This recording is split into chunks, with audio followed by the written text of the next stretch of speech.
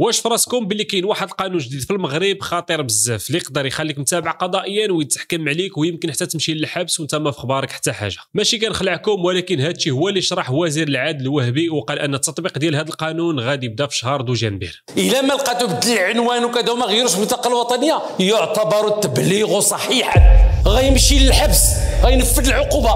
اللي عنده شي بطاقه الوطنيه عنده فيها العنوان القديم يمشي هذا العنوان الجديد، راه ما غيطرح باقي شي واحد. باش نفهموا هذا القانون الجديد ديال التبليغ القضائي خصنا نعرفوا بعدا كيفاش كانت القضيه من قبل. تخيل معايا الا شي واحد مثلا دعاك في المحكمه، شنو كان كيوقع؟ كانت المحكمه خصها دير المستحيل باش توصل لك استدعاء في يدك. المحكمه ما كتمشيش نيشان العنوان د لاكارت ديالك، لا، اول حاجه كانت كدير هي تمشي تقلب عليك في العنوان اللي عطاهم داك السيد اللي شكا بك مثلا. الا ما لقاتكش تما عاد كيبدا واحد الفيلم طويل، يمشيو يسولوا عليك المقدم والشيخ ويديروا اجراءات اخرى معقده باش يلقاوك. يعني ما كانش بالضروره كيرجعوا للعنوان د لاكارت من الاول. والمهم في هادشي كامل هو انه الا ما توصلتيش بالورقه وما حضرتيش الحكم اللي كيخرج ضدك كيتسمى حكم غيابي. وكلمه غيابي كانت كتعطيك واحد الحق سميتو التعرض، يعني بمجرد ما كتعرف بالقضيه واخا دوز 5 سنين كترجع للمحكمه وتقول لهم انا ما كانش في خباري، بسم الله عاودوا معايا المحاكمه من الصفر. وهادشي كان كيعطل القضايا بسنين، ولكن دابا هادشي كامل غادي يتحيد. القانون الجديد كيقول جمله وحده واضحه، المسؤوليه ولات عليك انت ماشي على الدوله. كيفاش؟ العنوان اللي عندك في لاكارت ناسيونال هو اللي ولا العنوان الرسمي المعتمد عند القضاء.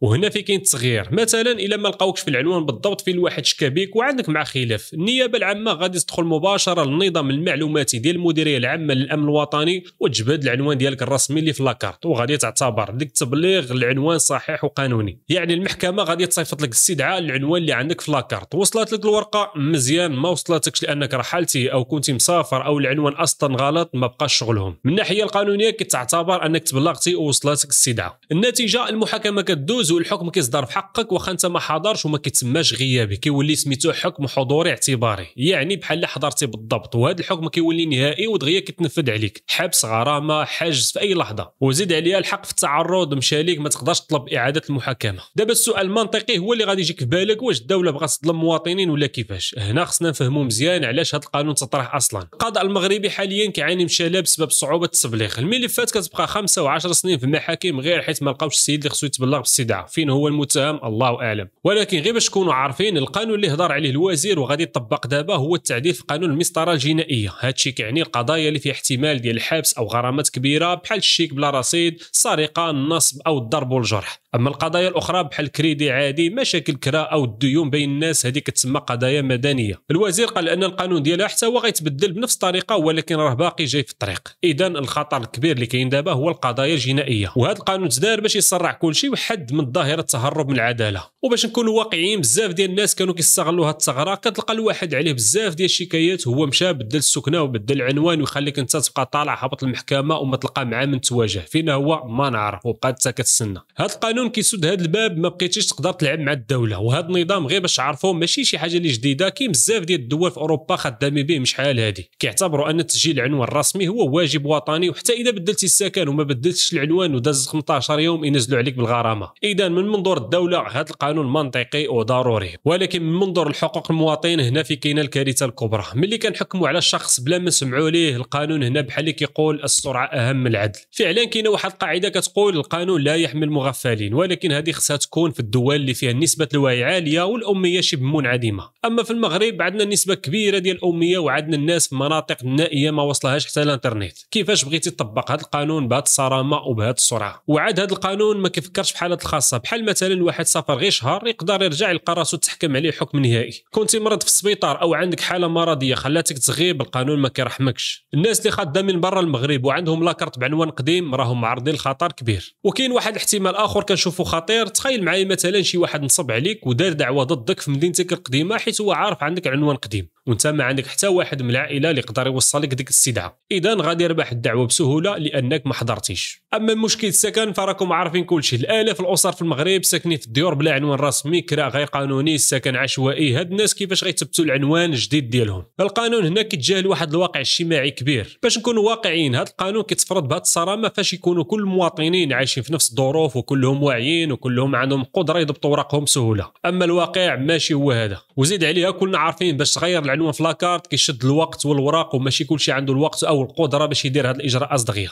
والغريب في الامر هو الطريقه باش كينزلوا هذه القوانين، المواطن كيكون ما بين ما عليه حتى كيلقى راسو قدام قانون جديد يقدر يقلب ليه حياته بلا توعيه في الاعلام وبلا ما يفهموا الناس علاش وكيفاش هذا الشيء غيطبق، حتى كيفاش اوكنيشن. المهم نتوما شنو بان لكم في هذا القانون؟ شاركوا معي الاراء ديالكم في التعليق. السلام عليكم.